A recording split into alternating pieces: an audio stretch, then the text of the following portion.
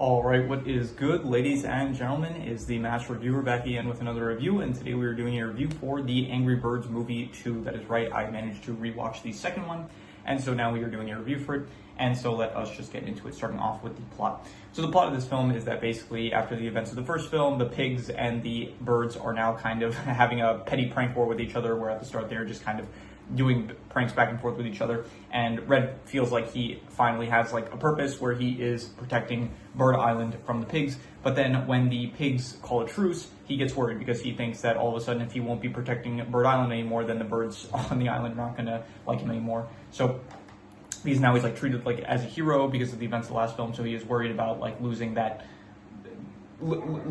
love that people have for him. So basically this film, the villain is, there's a third island that is discovered, which is the Eagle Island, and so it is, I'm assuming it's where Mighty Eagle used to live or something like that, but yeah, Mighty Eagle, he does have ties to the island basically, and the person running Eagle Island is Zeta. It is Mighty Eagle's ex-fiance, and her goal is basically she wants to destroy both Bird Island and Pig Island and turn it into her own personal resort because she is tired of just living in the frozen wasteland that is Eagle Island, and so she wants to enjoy the sunlight and good weather of the other islands basically. So she is launching these giant ice balls. At first it's just ice balls, but then she says, okay, let's fill it with lava. And if you're wondering how that's done, it's, I don't know, they came up with some scientific explanation for how it's possible using like I don't know, carbon technology or something like that. So anyway, so that is her goal, and the plot of the film is basically the birds and the pigs, they team up in order to stop Zeta's plan. So yeah, they get to Eagle Island, and then there's like this plan that they try to do at first where like they kind of split up. Like Red, he kind of views himself as a leader and he doesn't really want to. He gets upset that like everyone else came up with a plan behind his back, and so he goes on his own to try to save the day. Silver is a new character in this film. She is the sister of Chuck. I think she's probably another bird from the games, and so she goes along with Red in order to make sure he doesn't like mess things up. And yeah, his initial plan is to just basically cut the power source of the weapon. And it's not really a great plan because like they just replace the power source anyway if he managed to do so, but he didn't. He just cut the power source to some random microwave, and so he ends up getting captured with Silver. Meanwhile, you have Bomb, Chuck, Leonard, Gary, he's a new pig, as well as there was also the female pig. I forgot what her name is, and I can't remember at the moment, so I'm just gonna check real quick. Right, her name is Courtney. So basically, all of them, they kind of put on this like fake eagle suit in order to infiltrate Eagle, the mountain area that Zeta's whole plot is taking place, and infiltrated, basically stop the super weapon. And so, but basically both plans kind of don't end up going according to plan. Red and Silver, they end up getting captured. They end up managing to escape with the help of Bomb and Chuck and the rest of the crew basically, and then they come up with one final plan. This time Red is the one that Red kind of finally admits that it was his fault, that he told like the people at the islands not to evacuate because he thought that he would be able to save the day, and so he kind of realizes that like he is trying to play the role of the hero in order for everyone to like him, but it's like causing problems basically. So he ends up giving the role of leadership to Silver. Silver ends up coming up with a plan to save the day. It doesn't end up working out, and then but finally it was hinted like at the, not hinted but foreshadowed, I guess, like at the very start when we meet Silver. I mean, we meet Silver at the very start where like Red and Silver, they go like Red is at this speed dating thing, and that's where he ends up meeting Silver. But then they actually officially like introduce Silver when she is in like a university basically, and then they recruit her for the team basically. So she is like at the university, she was giving some sort of like lecture or something on this like new technology that she came up with, which is this super string that is basically, it's very durable. So very elastic, something like that. So they end up using that string to stop the super weapon and destroy it, and so the super weapon is now destroyed. And Zeta, she's like really worried because her daughter, I didn't mention her up until this point, but Zeta, she has a daughter named Debbie, and it's actually Mighty Eagle's daughter as well, so you didn't know until now. So she ends up like getting really worried because she realizes like what she did, and Debbie, she almost ended up dying in the process of like the whole explosion of the super weapon, and so she got really worried. But then Mighty Eagle, he did end up saving her, and so from there, I guess Zeta sort of forgives him, and they end up getting married, which is basically the final like act of the, not final act, but like the final kind of end of the film is basically, okay, the dogs are barking, I'm gonna pause until they stop. So the final scene is basically a wedding between Mighty Eagle and Zeta, and yeah, then also Red and Silver, I think they go on a date, which Chuck ends up interrupting, and so yeah, that is where the film ends basically. And so yeah, overall the plot, I would say it's not as good as the first film, to be honest. I would give it probably I'll go like a generous 3 out of 5. I would say it was an alright plot, but it definitely, I think the first film's plot of like Red trying to prove himself correct and expose the pigs for being malicious and evil, and then ultimately like them having to go to Pig Island in order to defeat the pigs. I think that just worked better for me compared to this film, where it's like a lot of it is just like, I don't know, Red is just not willing to go along with the group with like their plan and stuff, and like there's a lot of plans that they try that end up failing, then ultimately there's just something at the end that they try out that manages to work. So it just, I don't know, it just, the plot of this film, I did not really think it was as good as the first one, but it was still like, it was fine, I guess. So just a 3 out of 5 I'm going to give it. In terms of the characters, so it's a bit of a shame. I think that in the last film, I thought Red was like, he was all right. He like wasn't my favorite character, but I definitely didn't think he was bad by any means. I don't really like Red in this film because of the whole arc that they give him in this film, where basically he still wants to, he's basically trying his best in order to save the day, in order to just keep making sure that everyone likes him, so that things won't go back to how it used to be, where like what it was before the first film, where everyone just didn't like him. So it just makes him very annoying, where it's like he is constantly, he thinks of himself as like being the one that needs to save the day and stuff, and he's not willing to listen to like other people's like plans or anything. He needs to be the hero, and it's just kind of annoying, which I don't really like that as much. So Red is not as good in this film as he was in the last film. I guess it was good like by the end, when he does finally realize that he was in the wrong, and he does let like Silver take charge, then it like gets better. But most of the film is just him being very I don't know, like not even egotistical, just like he has this need to be the one that like saves the day. So I don't really like it. So besides that, Chuck and Bomb, they're not as good as the last film. I thought the last film they were much more prominent, and it felt like this film just has more characters in general, so it does make it so that there is not as much screen time, not even screen time necessarily, but like just there's not as much of a focus on characters like Bomb or Chuck, which is a bit of a shame because they were very good in the last film. And who else is there? Leonard is in this, but once again, he's like not really as much of an important character this time. He's more relegated to the role of like a side character compared to the last film, where he was like the main villain. So there is Gary, he's a new addition. Courtney, she's also a new addition. Like they're 2 pigs that are now part of the crew. I don't really care for either of them. They're just like side characters that don't really, I mean, they contribute a decent amount, but they're just not really that memorable. And Mighty Eagle's in this. He feels a lot more pathetic compared to how, like in the last film, his whole character was like he was supposed to be pathetic, but in this film especially, it's like it feels even more so pathetic, where he ends up revealing how he abandoned Zeta like at the altar, and it's like he's so too scared to even go to Eagle Island. Once they get there, it's like he leaves, and it's like, I don't know, the last film it felt more comedic with his cowardliness, whereas this film, the dogs are starting to bark again. I need to like find out better hours to do these recordings, so I'll just give me a second here again.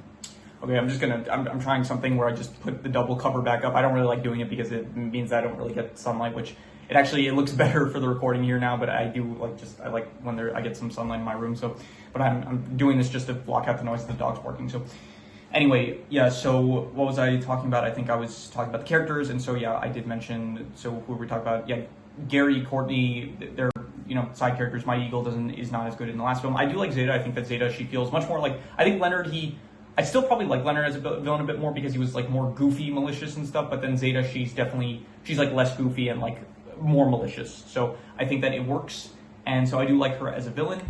And besides that, Terrence and Matilda, they're actually not in this film. Like they make a few brief appearances. They're like parents now. They got married, I think, so good for them. But they're not really characters in this film. So overall, the characters, it's definitely not as good as the last film, where it had like a smaller kind of cast that got a lot more focus. And so Silver as well. Silver, I don't think I talked about a lot. I think she's good, she's fine, but a lot of her character is just very much kind of feels too attached to like Red's character, where it's like her whole thing is just back and forth with Red, and Red, I don't like Red really that as much in this film, so by proxy, like Silver is like a lot of the scenes with her, it's just like her kind of fighting with Red, which isn't the most fun. So yeah, I would just give the characters overall, I would say like I'll go like a 5.5. They're still decent, but they're not like, definitely not as good as the last film, I would say.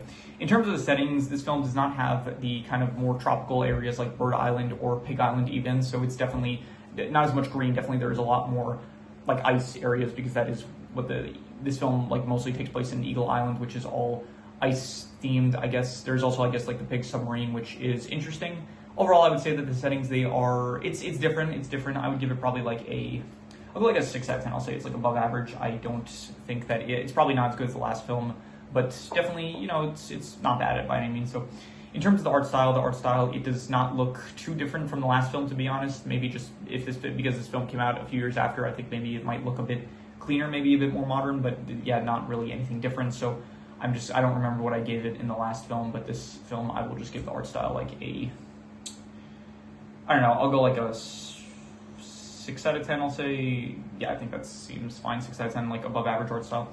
In terms of the comedy, this one is not as funny as the last film, but even so, there were still some good jokes. I definitely thought that there were, definitely some moments where I was laughing out loud, but still definitely I think that the last film just did the comedy a bit better, whereas this film, it felt, I don't know, just like, I think with the last film, with the pigs being the main focus, it felt like there were more moments of comedic moments where it's like this film, it feels a bit more serious compared to the last film, so I do think that the comedy just, there's less of it, it kind of feels like, but even so, I do think that there's still some great moments, like the bathroom scene where they're in disguise, I think that was good. The dance battle scenes, those were not bad, I would say, definitely, and yeah, like Chuck still got his moments, Bomb's got his moments, and so overall, it's like, there's moments here and there, but it's definitely not on the same level as the last film, so I would give the comedy probably like we'll still go like a 6 out of 10, we'll say like above average comedy. I still think that this franchise has good comedy when there is, so.